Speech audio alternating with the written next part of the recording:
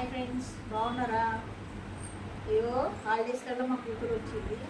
అయితే ఈరోజు మంగళవారం కదండి, మా ఇంటి దగ్గర మార్కెట్ పడుతుంది అనమాట. ఇంకా పిల్లలకు గోరు వస్తుందని పిల్లల్ని కూడా తీసుకొని వెళ్ళామన్నమాట కూరగాయలు తీసుకోవడానికి.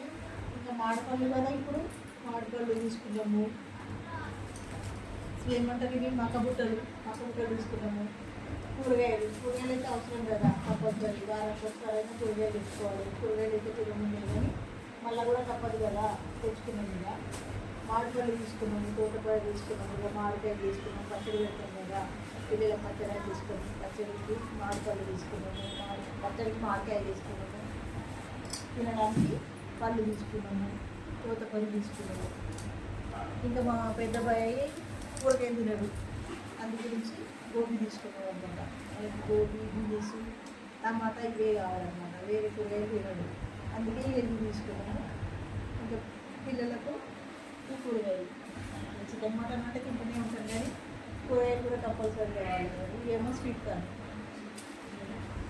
ఇంకా ఫ్రెండ్స్ ఇంతే.